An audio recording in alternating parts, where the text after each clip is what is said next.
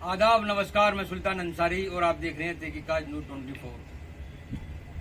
आज हम ऐसी शख्सियत से आपको रूबरू कराने जा रहे हैं तो स्याना विधानसभा क्षेत्र में रहते हैं। स्याना के नगर अध्यक्ष हैं समाजवादी पार्टी के और नगर पालिका के सभासद भी हैं। चौधरी शफीक अहमद हमारे साथ हैं। जानकारी लेंगे तो लोकसभा चुनाव जो संपन्न हुआ है, क्या इन्होंने कैंपिंग किया गया है, चुनाव को किस तरह से चुनाव लड़ा है। चुनाव 26 अप्रैल को संपन्न हो गया है। जानकारी लेंगे किन मुद्दों पर चुनाव हुआ है स्याने में विधानसभा में। आपका चैनल में स्वागत है अध्यक्ष जी। स्याना से चौधरी शफीक नगर अध्यक्ष समाजवादी पार्टी और नगर पालिका के सभासद। अब की बार जो चुनाव हुआ है वो जनता का मूड विकास की तरफ को था और जनता ने जो है आपका वोट जो करा है वो जाति धर्म को नहीं करके वो विकास के नाम पे वोट दिया। स्याना विधानसभा में, स्याना लोकल में आप नगर अध्यक्ष भी हो, वहाँ में आपने कैंपिंग किया चुनाव में, किस तरह का चुनाव रहा वहाँ पे, किन मुद्दों को लेकर ये चुनाव चलता रही है। आपके पास जो मुद्दे रहे हैं, बीजेपी ने तो कोशिश करी कि हिंदू मुसलमान के आधार पर चुनाव हो, मगर अब की बार जनता ने जो है वोट जो करा है वो विकास के नाम पर करा है। दूसरी बात ये, समाजवादी ने जो और इंडिया गठबंधन ने जो चुनाव लड़ा है वो सिर्फ और सिर्फ विकास के नाम पर लड़ा है। और अब की बार जो कांग्रेस का प्रत्याशी थे उन्होंने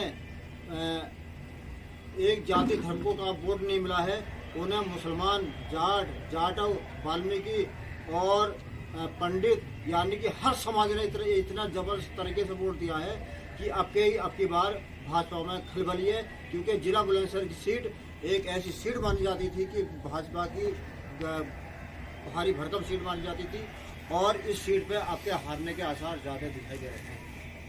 भाजपा प्रत्याशी डॉक्टर भोला सिंह 2 बार से लगातार सांसद बनते आ रहे, तीसरी हैट्रिक बनाने की तैयारी में लग रही। क्या उस चीज़ को दोहरा पाएंगे? अब की बार उनका जो है काफ़ी गाँवों में तो उनका विरोध था और कई ऐसे गाँव हैं जिन्होंने बैनर लगा दिए थे कि चुनाव का ही बहिष्कार कर दिया था। और चुनाव का बहिष्कार करना, जनता का गाँवों में बहिष्कार करना, वो सीधा सीधा ये संदेश देता है कि डॉक्टर भोला सिंह ना तो पब्लिक के बीच में रहते हैं, ना विकास कराते हैं और ना एक दूसरे के सुख दुख में शामिल हो पाते हैं। 26 अप्रैल को मतदान संपन्न हो गया है। जो रुझान निकल कर रही बुलंदशहर लोकसभा क्षेत्र से, वो चौंकाने वाले रिजल्ट भी निकल सकते हैं। अब की बार जो है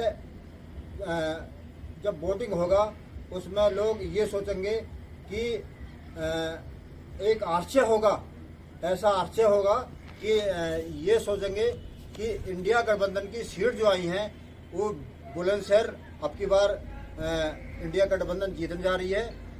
और बुलंदशहर के साथ साथ आपके भारत में जो है और उत्तर प्रदेश में तो ये समझ लिए इंडिया गठबंधन इतना मजबूत हुआ, अखिलेश जी का और राहुल जी का और आम आदमी पार्टी का इतना गठबंधन मजबूत हुआ है कि हर समाज इंडिया गठबंधन को वोट करा है। और जिस दिन वोटिंग खुलेगी उस दिन जो है 80 में से 70 सीट जो है इंडिया गठबंधन जीतने जा रहा है। 4 जून को इंतजार करना पड़ेगा। अभी लंबा 4 जून को इंतजार करना पड़ेगा, मगर जो है अब वो इंतजार खत्म होने जा रहा है। जैसे जैसे 2 चरण चुनाव हुआ है और दोनों चरण में जो है सीधा इंडिया गठबंधन का संदेश गया है। क्योंकि अब की बार जनता ने जो वोटिंग करा है वो दोनों जो अभी चुनाव हुए हैं ये दोनों उसमें इंडिया गठबंधन ही जीती हैं और इंडिया गठबंधन सबसे आगे चल रहा है। ऐसे लगता है जनपद बुलंदशहर में भी आमने सामने का चुनाव हुआ, गठबंधन और भाजपा प्रत्याशी, तो बसपा कहीं नजर नहीं आई। देखिए अब की बार जो है बसपा अकेले अपने दम पर चुनाव लड़ी है, मगर जो है हमें ये उम्मीद नहीं थी कि जाटव समाज एक इंडिया गठबंधन को इतना भारी वोट करेगा। क्योंकि अब की बार जाटव समाज ने ये कसम खा ली थी कि हमें संविधान बचाना है और इंडिया गठबंधन को वोट देना है।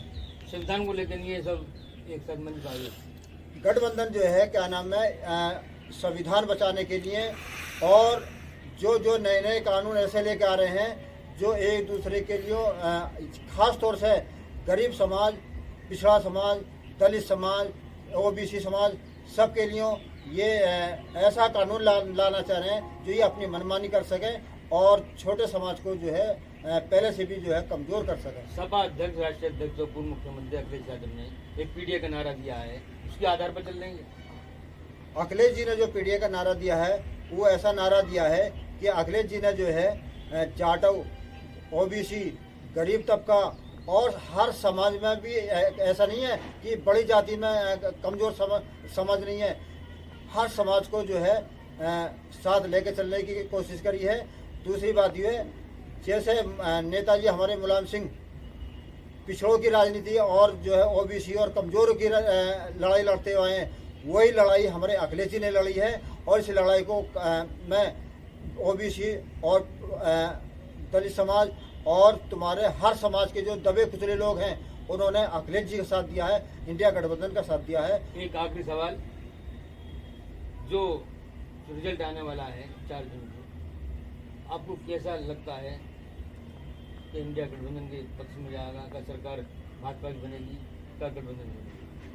आपकी बार 200 तो बहुत बड़ी बात है, 400 पार का नारा दे रही है। जैसे भारतीय जनता पार्टी ने 400 पार का नारा दिया है, आपकी बार ये 400 हारने जा रहे हैं और इंडिया गठबंधन जो है 300 से ऊपर पहुंचेगा और जो अन्य गठबंधन है वो भी उनको भी फायदा होएगा और अब की बार जो है 100 सीट भी भारतीय जनता पार्टी अपने गठबंधन में नहीं ले पाएगी।